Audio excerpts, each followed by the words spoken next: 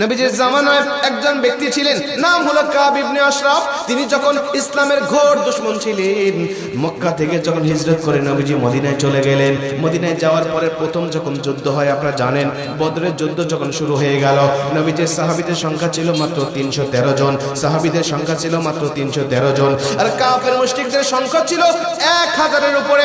এই হাজার সাহাবী, হাজার কাফেরদের সামনে যখন মাত্র 313 জন সাহাবী বিজয় অর্জন করলেন, বদরের যুদ্ধে যখন বিজয়ী হয়ে গেলেন, কাফের মুশরিকরা তো বিভিন্ন ভাবে নিজেদেরকে লানত করতে লাগলো। কি ব্যাপার, মাত্র 313 জনের সাথে হাজার কাফের কেন পারলো না?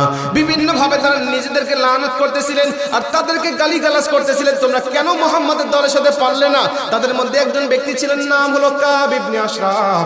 এই কাব ইবনে আশরাফ বলতে লাগলো, কি ব্যাপার, তোমাদের কেন এভাবে তোমাদেরকে লাঞ্ছিত করলো? কেন 313 জন ব্যক্তির সাথে তোমরা পারলে না? আমাদের তো জীবিত থাকাই আমাদের জন্য লজ্জাকর হয়ে গেল, মাটির নিচে চলে গেলেই যেন নিজের শান্তি পেতাম। এভাবে যখন ধিক্কার করতেছিলেন আর কাফের মুশরিকদেরকে যখন শাসন করতেছিলেন, এবং নবী মুহাম্মদ সাল্লাল্লাহু আলাইহি ওয়াসাল্লাম যখন বলে তার সাথে যখন পারলেন না, তখন কাব ইবনে আশরাফ তিনি ছিলেন একজন কবি মানুষ, তিনি কবি, তিনি সাহিত্যিক।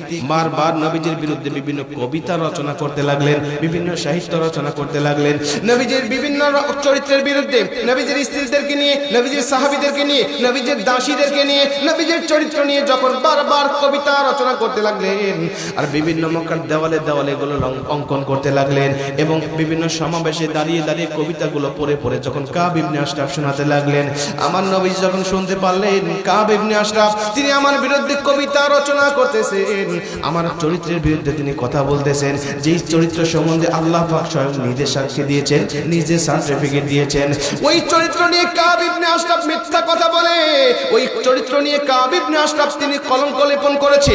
নবীজি বলেন, এটা তো ক্ষমা করে দেওয়া যায় না, তাকে তো মাফ করলে চলে না, কি করা যায়? সাহাবীরা তোমরা বলো তো দেখি। সাহাবীরা পরামর্শ দিল, ইয়া রাসূলুল্লাহ, আল্লাহর বিরুদ্ধে, আপনার বিরুদ্ধে যদি কেউ কথা বলে, এই দুনিয়ার জমিনে তাকে বেঁচে রাখার মতো ক্ষমতা নাই, তাকে বাঁচিয়ে রাখার মতো তার এরকম দুঃসাহস আমরা দেখাবো না, এই দুনিয়ার জমিন থেকে তাকে বিদায় করে দেব। নবীজি আপনার বিরুদ্ধে কথা বলে, আল্লাহর বিরুদ্ধে কথা বলে, এই দুনিয়ার জমিনে বেঁচে থাকার অধিকার তার দুনিয়ার জমিনে নাই, অতএব আপনি অনুমতি দেন, আমরা তাকে দুনিয়া থেকে বিদায় করতে চাই। নবীজি বলেন, ঠিক আছে, কোন ব্যক্তি তাকে মারতে পারবে বলো, কোন ব্যক্তি তাকে দুনিয়া থেকে বিদায় করতে পারবে বলো।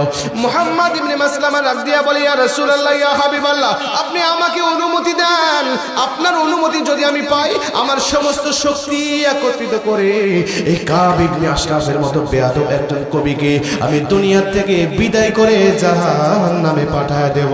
জোরে কোন আল্লাহু আকবার।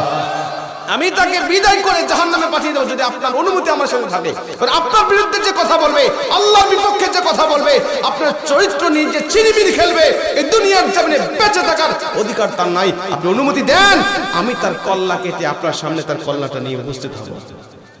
নবীজি বলছেন, শোনো, আমার বিরুদ্ধে সে বলেছে, আমি নবী মাইন্ড করি নাই, কিন্তু আমার আল্লাহর চরিত্র নিয়ে যখন কথা বলছে, আমার আল্লাহকে নিয়ে যখন কথা বলছে, তাকে তো আর বেঁচে রাখা যায় না, তাকে তো আর ক্ষমা করে দেওয়া যায় না। তুমি যাও, তাকে তুমি দুনিয়ার জমিন থেকে বিদায় করে জাহান্নামে পাঠিয়ে দাও। মুহাম্মদ ইবনে মাসলামা যখন এভাবে তার কাছে অনুমতি পাইলেন, নবীজির কাছে অনুমতি পাইলেন, তিনি চলে গেলেন। চলে যাওয়ার পরে তিনি বাসায় গিয়ে ভাবতেছেন, এই কাব ইবনে আশরাফ সে থাকে বড় সিকিউরিটির মধ্যে, তার অনেক কর্মচারী আছে, তার অনেক সিকিউরিটি গার্ড আছে, সর্বসময় তাকে পাহারা দিয়ে রাখে যেন তার কোনো ক্ষতি না হয়। এখন এই এত সিকিউরিটি ভেদ করে তাকে আমি কিভাবে শাস্তি দেব, এই চিন্তা চেতনা যখন করতেছিলেন, তখন নবীজি সাল্লাল্লাহু আলাইহি ওয়াসাল্লাম তাকে ডাকলেন। ডাক দিয়ে বলেন যে, মুহাম্মদ ইবনে মাসলামা, কি খবর তোমার, বলো তো দেখি, তুমি কি পারছো তাকে শেষ করতে? বলছেন, ইয়া রাসূলুল্লাহ, আমি শুধুমাত্র সুযোগের অপেক্ষায় আছি যে এত সিকিউরিটি ভেদ করে, এত নিরাপত্তা ভেদ করে আমি তাকে কিভাবে দুনিয়া থেকে বিদায় করব, আমি সুযোগের অপেক্ষায় আছি, আমি পরিকল্পনা করছি যে কিভাবে তাকে দুনিয়া থেকে বিদায় করে দেওয়া যায়। আল্লাহ নবী বলেন, শোনো, তোমার নিয়ত যদি সহি থাকে, তোমার চেষ্টা যদি থাকে, আমার আল্লাহ পাক তোমাকে কাজটাকে সহজ করে দিবে। তুমি পরিকল্পনা করতে থাকো, তুমি চেষ্টা চালিয়ে যাও, আল্লাহর সাহায্য তোমার সাথে আছে। যেরকম সুবহানাল্লাহ, হাদিস থেকে বলছি, তখন কাব ইবনে আশরাফের সাথে তিনি একটা বন্ধুত্ব তৈরি করার একটা নাটক করলেন। নবীজিকে বলেন, নবীজি, আমি যদি কৌশল করে একটু বালাগাত মান্তিকের পেঁয়াজ খাটিয়ে যদি আপনার বিরুদ্ধে তার কাছে গিয়ে দু একটা কথা বলি, তাহলে কি আমার কোনো পাপ হবে? নবীজি বলছে তুমি কৌশল করে তুমি যদি বলতে পারো তাকে দুনিয়ার জমিন থেকে শেষ করার উদ্দেশ্যে, তাহলে তুমি বলতে পারো আমি নবী তোমাকে অনুমতি দিলাম। তিনি চলে গেলেন, গিয়ে কাব ইবনে আশরাফকে ডাক দিলেন, নেতা কোথায় আছেন? কে? আমি মুহাম্মদ ইবনে মাসলামা। কি জন্য এসেছো? ডাক দিয়ে বলছেন, শোনেন নেতা, আমি এতদিন মুহাম্মাদের দলে ছিলাম, কিন্তু মুহাম্মাদের দলে থেকে আমার তো অর্থনৈতিক অবস্থা একেবারে করুণ। সে বারবার যাকাতের কথা বলে, বারবার দান সদকার কথা বলে, আমার অবস্থা খারাপ। আমি আর সেখানে থাকতে চাই না, আমি আপনার কাছে আসছি, আপনার কাছে আমি এখন থাকতে চাই। কাব ইবনে আশরাফ বলে, পাইছি সুযোগ। উনি একা যায় নাই, 10 জন সাহাবীদেরকে নিয়ে গেছে।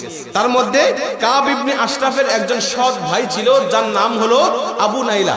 হাদিসে তার নাম আসছে আবু নাইলা। তিনি হলেন কাব ইবনে আশরাফের সৎ ভাই। ওনাকেও নিয়ে গেছে যেন বিশ্বস্ত বেশি অর্জন করতে পারে। কি বলছেন? এখন আমি আপনার কাছে থাকতে চাই, তবে কিছুদিন আমাদেরকে একটু সময় দিতে হবে। আমরা তার কাছে যাব, আপনার কাছেও আসব, তবে আপনি অনুমতি দিয়ে যদি দেন তাহলে আমরা তার কাছ থেকে গোপন তথ্যগুলো আপনার কাছে আমরা এসে প্রকাশ করব। এই কথা বলে তার কাছ থেকে বন্ধুত্ব তৈরি করতে চাইলেন, তার অনুগত হয়ে গেলেন। নবীজি বলেন যে আমার এভাবে যখন সাহাবীরা তার সাথে কৌশল করতেছিল, প্রথম দিনে গিয়ে বলছেন, শোনেন, মুহাম্মদ যেহেতু আমাদের দান সদকার কথা বলে, আমাদেরকে যাকাতের কথা বলে, আমাদের অর্থনৈতিক অবস্থা খারাপ, আমরা আপনার কাছ থেকে কিছু টাকা, আপনার কাছ থেকে কিছু স্বর্ণ মুদ্রা আপনার কাছ থেকে ধার নিতে চাই। তার কাছ থেকে স্বর্ণ মুদ্রা ধার নিলেন। বলেন, শোনেন, আপনি ভয় পাবেন না, বিনিময়ে আমি আপনাকে জামানত রাখছি আপনার কাছে। আপনি আমার কাছে কি নিবেন বলেন, বন্ধক কি দিবেন রাখবেন বলেন, আমি আপনার কাছে বন্ধক রাখতে চাই। তখন কাব ইবনে আশরাফ বললেন, তাহলে তোমার স্ত্রীকে আমার কাছে বন্ধক রাখো। তিনি বলছেন, না, এটা তো হতে পারে না, আমার স্ত্রীকে আপনাকে বন্ধক রাখলে হয়, আপনি এটা বাদ দিয়ে অন্য কিছু বলেন। বলেন, তাহলে তোমার সন্তানদেরকে বন্ধক রাখো। তিনি বলছেন, না, সন্তানদেরকেও বন্ধক রাখা যাবে না। বলেন, তাহলে তোমার কি বন্ধক রাখতে চাও বলো।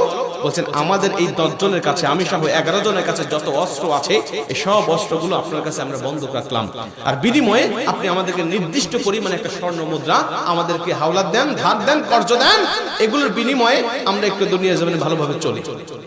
নবীজির কাছে এসে বলছেন, ইয়া রাসূলুল্লাহ, এই যে ধারটা নিলাম কেন জানেন?